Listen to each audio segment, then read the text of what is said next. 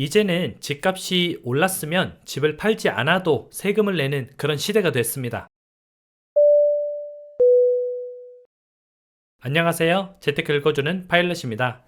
우리가 보통은 집을 팔아야, 그리고 팔았을 때 어느 정도 시세 차익이 있어야 그것에 관해서 양도소득세를 냅니다. 그런데 지금은 이제 굉장히 희한한 제도가 좀 도입이 됐는데요. 집을 팔지 않았는데 우리 집값이 올랐으니까 세금을 내라, 이런 세금이 아마 올해부터 부과가 될 예정입니다. 이게 맞는 건지 틀린 건지 저는 잘 모르겠어요. 하지만 제 생각에는 일단 이익을 실현하지 않았기 때문에 과연 이렇게 부과하는 것이 맞는 것인가 다시 한번 좀 생각을 하게 되는데, 한번 같이 공부를 해보면서 여러분도 자유롭게 의견을 한번 올려주시면 좋을 것 같습니다. 화면을 보면서 같이 공부해 보시죠. 집도 안 팔았는데 집값이 올랐으니까 1억 5천을 더 내라 하고 지금 이런 일이 발생하고 있습니다. 이 일의 근거는 바로 이제 재건축 초과이익 환수제입니다. 재건축을 해서 초과이익이 생겼으니까 환수하겠다, 이런 거죠. 조합원의 과도한 이익을 국가로 환수하겠다는 겁니다. 그런데 재건축을 하게 되면 집값이 오를까요, 떨어질까요? 당연히 집값은 상승을 하게 됩니다. 30년, 40년 된 구축 아파트가 요즘 신축 아파트로 바뀌는데 가격이 떨어질 수가 없죠. 당연히 상승을 하게 됩니다.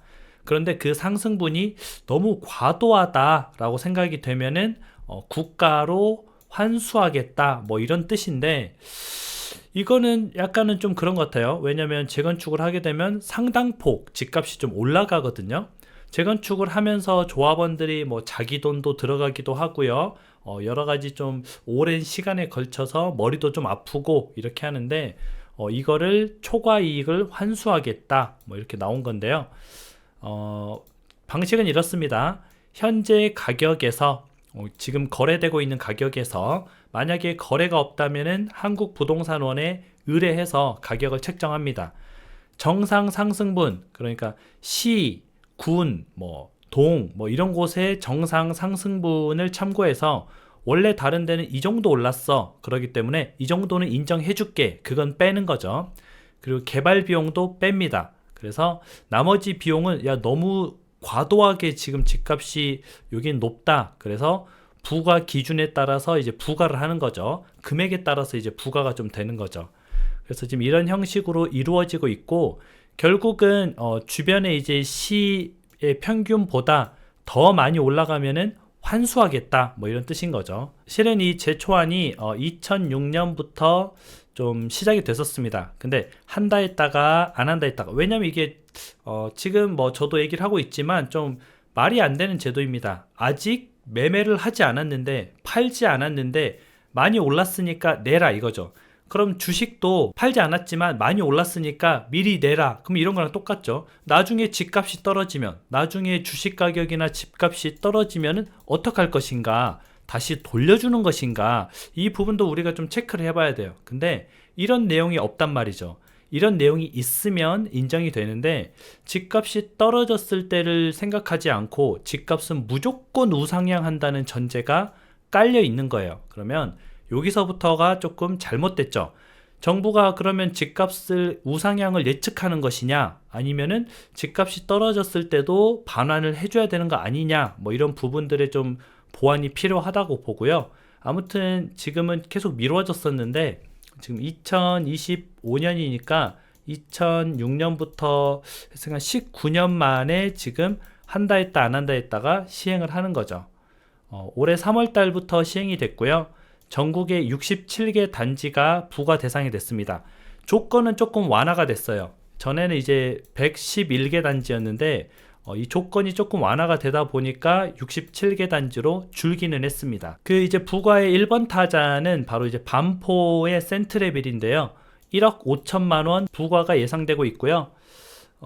반포 센트레빌에 있던 조합원은 반포 현대아파트였거든요. 그 사평역 옆에 있는 거, 거기인데 1억 5천만 원을 내야 될 입장에 지금 처해 있는 거죠. 집을 안 팔아도 세금 내라? 한번 좀 생각해 볼 필요가 있습니다. 그렇게 되면은 재건축 시장이 더욱 위축되겠죠. 지금도 재건축 시장이 굉장히 위축됐습니다. 지금 재건축을 아예 안 하고 있어요. 공사비가 급등해서 뭐 공사를 하는 시행사나 조합원들이나 지금 굉장히 머리가 아픈 상태입니다.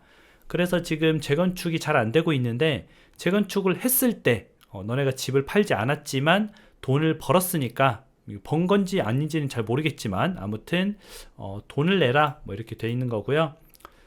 안 그래도 이제 올 1분기에 10대 건설사 중에서 7개 건설사가 수주를 0건 따냈습니다. 정비사업, 재건축을 지금 아예 지금 안 하고 있다는 뜻이죠. 이렇게까지 안 한 적이 없었어요. 공사비가 너무 급등하다 보니까, 전에는 이제 평당 공사비를 550만 원에 계약을 하고 했는데, 지금 뭐 1200만 원 불러도 시공사들이 안 할라 그래요.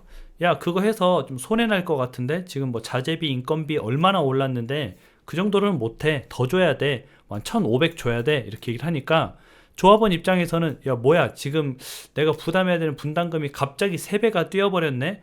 그러면 또 하기가 이제 멈칫되는 거죠. 그래서 지금은 재건축 시장이 굉장히 위축돼 있고 공사도 안 하고 있다. 그러다 보면 이제 신축이 좀 부족해지겠죠. 계속 지어서 이제 새로운 매물들이 나와야 되는데 신축이 부족해질 겁니다. 그럼 어느 정도 수요는 늘 있기 때문에 신축의 가격이 상당히 하락기에도 좀 버틸 걸로 보고 있고요.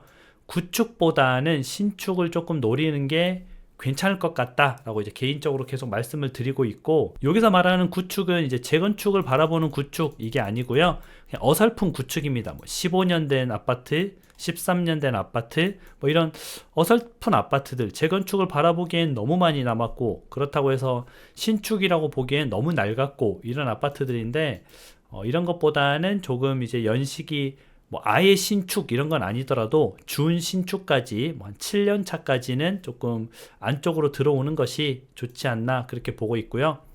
재건축이 저렇게 잘 안 되면은 재건축이 무조건 나쁜 건 아니에요. 지금은 나쁘죠. 잘 안 되니까 조합원들도 지쳐서 떠나는 사람도 있을 거고요. 가격도 조금 많이 떨어질 수 있습니다. 그러면은 안 돼서 버티다가 가격이 떨어지면은 재건축도 노려보면 좋죠. 가격이 많이 떨어지면 뭐든 괜찮습니다. 뭐 예를 들어 가지고 지금 삼성전자도 뭐 7만원 8만원 하는데 다시 또 5만원대 오면은 괜찮습니다. 그런 것처럼 부동산도 지금은 많이 조금 비싸지만 이게 가격이 빠지면은 언제든지 괜찮은 상품이라는 거죠. 그래서 결국 시대의 흐름을 읽을 줄 아는 사람이 돈을 법니다. 그래서 우리가 계속 이렇게 공부를 하고 있는 거고요. 기회가 없을 것 같지만 늘 기회는 다시 와요.